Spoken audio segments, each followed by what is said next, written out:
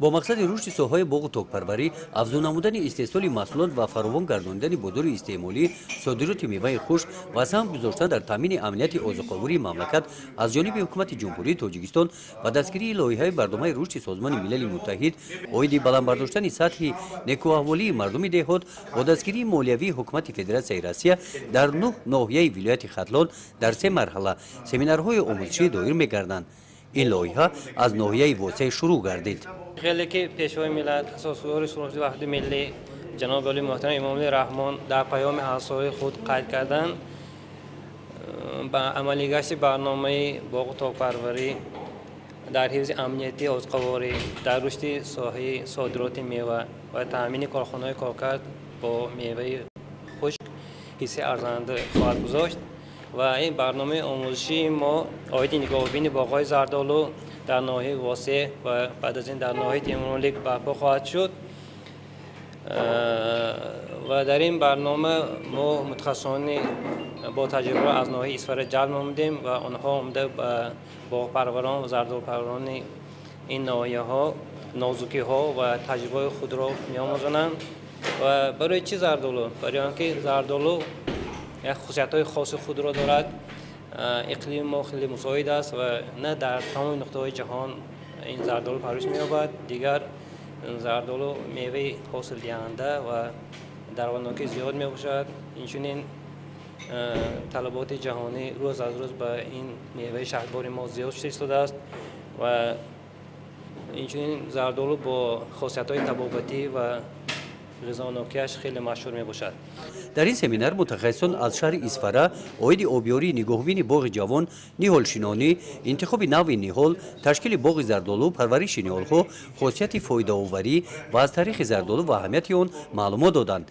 مرحله اول سمینار موضوع نگاهبین باغ زردآلو شنیدن، بریدن، کارکرد را در بر میگیرد. مرحله یکم سمینار ما از آن عبارت بود که طرز پرورش و نگاهبینی باغ زردآلو در ناحیه واسع و ولایت ختلان و طرز مبارزه با حشرات و کسلی‌ها و طرز پرورش دانک برای نهال تیار کردن در نهالخانه را آموزاندن بود.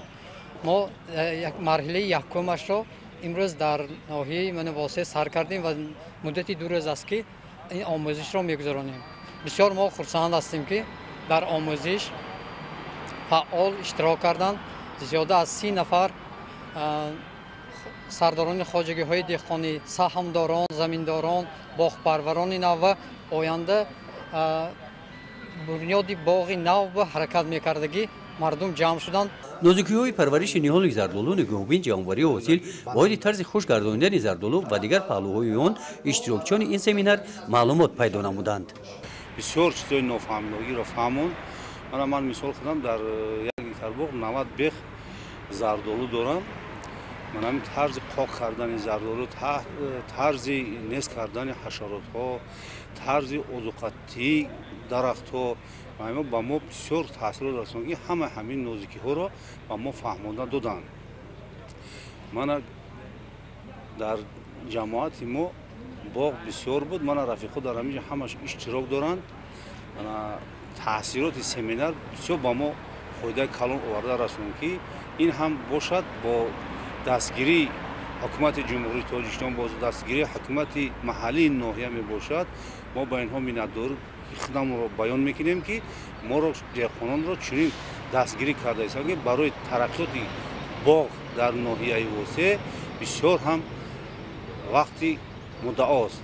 بنابگوی نوهای زردآلو توسط این رسم اشتراکچیان معلومات بیشتر پیدا نمودند.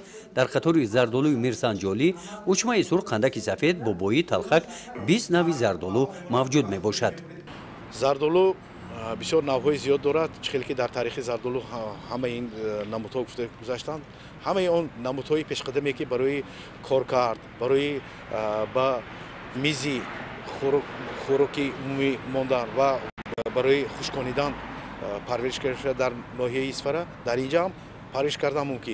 لیکن چخیلی که معلوم است اینجا کمتر بازاری فروش زردآلو ها به نظرم سست است. باوری دارم که از سبب آنکه من خیلی آموزش‌های گذرانده ایستاده برای بلند برداشتن صفت میوه‌های خشک اینجا کوشش میکنند و آینده бозори худро албатта ёфта барои ғанӣ гардондани иқтисодиёти ҳамин маҳал боварӣ дорам саҳми арзанда мегузорад.